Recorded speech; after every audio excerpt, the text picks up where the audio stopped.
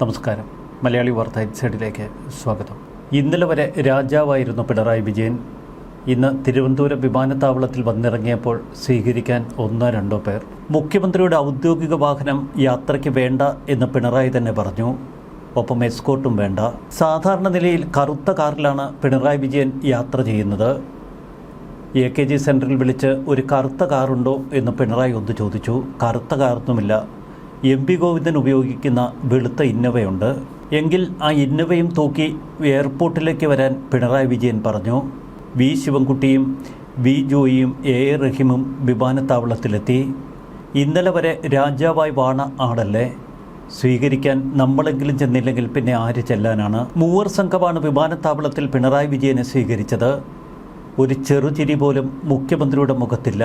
Party secretary MP Govindan ഉപയോഗിക്കുന്ന കാറാണ് എയർപോർട്ടിലെത്തിയത്. അകമ്പടി വാഹനമൊക്കെ ഒഴിവാക്കി പിണറായി വിജയൻ്റെ ഒരു യാത്ര. പൈലറ്റ് വാഹനം ഇപ്പോഴുമുണ്ട്. കാവൽ മുഖ്യമന്ത്രി എന്ന നിലയിൽ പൈലറ്റ് വാഹനം ഉപയോഗിക്കാം.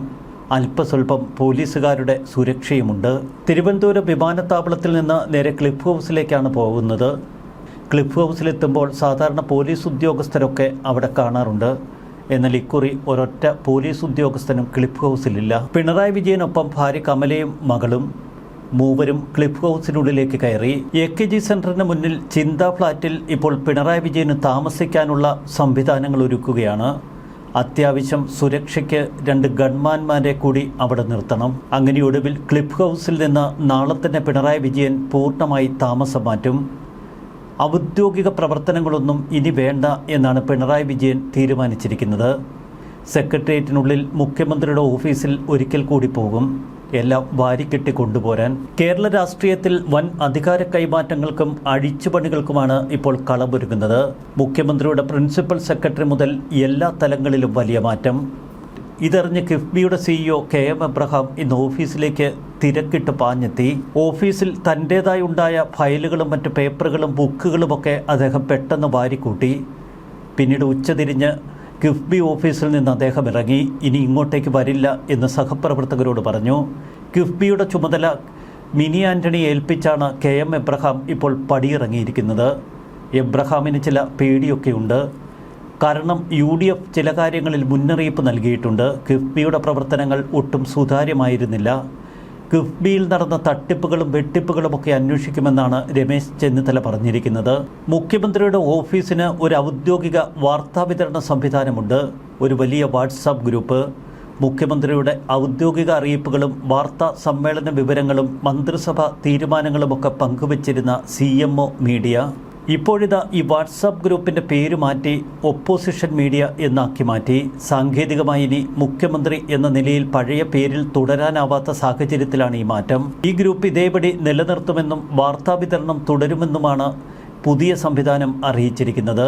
മുഖ്യമന്ത്രിയുടെ ഓഫീസിലുള്ളവർ ഇപ്പോൾ ഓരോരുത്തരായി പോയിക്കൊണ്ടിരിക്കുന്നു. എല്ലാവരും പരസ്പരം യാത്ര പറഞ്ഞ് കെട്ടിപ്പിടിച്ച് അവിടെ നിന്നിറങ്ങുകയാണ്. മന്ത്രിമാരുടെ വസതിയൊക്കെ ഇന്ന് ഒഴിയുന്ന തിരക്കിലാണ് എല്ലാവരും. കനത്ത തോൽവിയുടെ പശ്ചാത്തലത്തിൽ തൻ്റെ ഔദ്യോഗിക പദവികൾ ഓരോന്നായി കൈമാറുന്ന തിരക്കിലാണ് ഇപ്പോൾ പിണറായി വിജയൻ.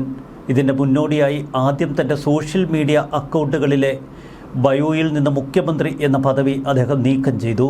നിലവിൽ CPM പോളിറ്റ് ബ്യൂറോ അംഗം എന്ന് മാത്രമാണ് അദ്ദേഹത്തിൻ്റെ പ്രൊഫൈലുകളിൽ രേഖപ്പെടുത്തിയിരിക്കുന്നത്. പരാജയത്തിന് ശേഷം ഔദ്യോഗിക വേഷ സംവിധാനങ്ങളും യാത്രാ സൗകര്യങ്ങളിലുമൊക്കെ മുഖ്യമന്ത്രി മാറ്റം വരുത്തി. ഇനിയിപ്പോൾ ആ കറുത്ത ചിമിട്ടുള്ള ഔദ്യോഗിക കാർ മുഖ്യമന്ത്രി ഉപയോഗിക്കില്ല. തെരഞ്ഞെടുപ്പ് ഫലം പുറത്തു വന്നതിൽ പിന്നെ ഇതുവരെ മാധ്യമങ്ങളെ കാണാനോ ഔദ്യോഗികമായി ഒരു വിശദീകരണം നൽകാനോ മുഖ്യമന്ത്രി തയ്യാറായിട്ടുമില്ല. തിരുവനന്തപുരത്ത് AKG സെൻറ്ററിന് മുന്നിലാണ് ചിന്താ ഫ്ലാറ്റ്. അവിടെയാണ് അദ്ദേഹത്തിനിപ്പോൾ താമസമൊരുങ്ങുന്നത്. AKG സെൻറ്ററിലേക്ക് ഇടയ്ക്കിടെ പോകാനും അവിടെ ഒരു ഓഫീസ് മുറിയിൽ ഇനിയുള്ള കാലം ചിലവിടാനും മുഖ്യമന്ത്രി ആഗ്രഹിക്കുന്നു എന്ന് സഹപ്രവർത്തകരോട് പറഞ്ഞു. പുതിയ സർക്കാർ സത്യപ്രതിജ്ഞ ചെയ്യുന്നതിന് മുൻപ് തന്നെ താൻ ക്ലിഫ് ഹൗസിൽ നിന്ന് ഒഴിയും എന്ന് മുഖ്യമന്ത്രി രാജ്ഭവനെ അറിയിച്ചു.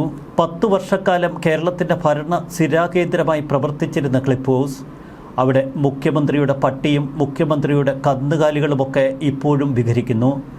അവരെ ഇന്ന് തന്നെ അവിടെ നിന്ന് മാറ്റാനുള്ള ശ്രമങ്ങൾ തുടരുന്നു.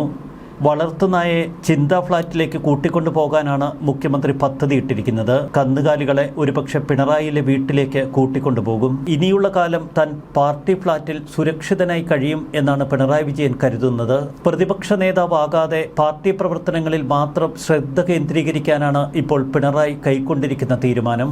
തോൽവിയുടെ പശ്ചാത്തലത്തിൽ പുതിയ നേതൃത്വം സഭയിൽ വരട്ടെ എന്ന നിലപാടാണ് പിണറായി വിജയൻ കൈക്കൊണ്ടിരിക്കുന്നതും. അങ്ങനെ 10 വർഷ ഭരണത്തിന് ശേഷം പിണറായി വിജയൻ അധികാരമൊക്കെ കൈമാറി ക്ലിഫ് ഹൗസിൽ നിന്ന് പടിയിറങ്ങുന്ന കാഴ്ച. ശത്രുക്കൾക്ക് പോലും ഈ ഗതി വരുത്തരുതേ എന്ന് സോഷ്യൽ മീഡിയയിൽ ചിലർ പ്രാർത്ഥിക്കുന്നു. ഒന്നും രണ്ടുമല്ല, ഒരു പതിറ്റാണ്ടുമാണ് ഒരു രാജാവാണ് ഇപ്പോൾ പടിയിറങ്ങുന്നത്. ഇന്നലെ തന്നെ പ്രത്യേക ദൂതൻ വഴി തന്റെ രാജിക്കത്ത് ഗവർണറെ ഏൽപ്പിച്ചിരുന്നു മുഖ്യമന്ത്രി പിണറായി വിജയൻ. പുതിയ സർക്കാർ അധികാരമേൽക്കുന്നതുവരെ കാവൽ മുഖ്യമന്ത്രിയായി തുടരാൻ അദ്ദേഹത്തോട് ഗവർണർ അഭ്യർത്ഥിച്ചു. പാർട്ടിയും മുന്നണിയുമൊക്കെ വൻ പരാജയം ഏറ്റുവാങ്ങി ധർമ്മടം മണ്ഡലത്തിലെ വോട്ടർമാർ പോലും ചതിച്ച അവസ്ഥയിലാണ് ഇപ്പോൾ പിണറായി വിജയൻ. കനത്ത തിരിച്ചടി കിട്ടിയതിന് പിന്നാലെ മുഖ്യമന്ത്രിക്കെതിരെയും പാർട്ടി സെക്രട്ടറി എം വി ഗോവിന്ദനെതിരെയും സമൂഹ മാധ്യമങ്ങളിലടക്കം CPM അനുകൂല അക്കൗണ്ടുകളിൽ നിന്ന് വലിയ വിമർശനങ്ങളാണ് ഉയരുന്നത്.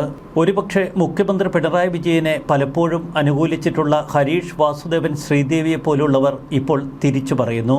ഹരീഷിന്റെ ഫേസ്ബുക്ക് കുറിപ്പ് ഇങ്ങനെയാണ്: പിണറായി വിജയന്റെ തല മാത്രമായിരുന്നല്ലോ ഇത്തവണ ഇലക്ഷന്റെ LDF മുഖം.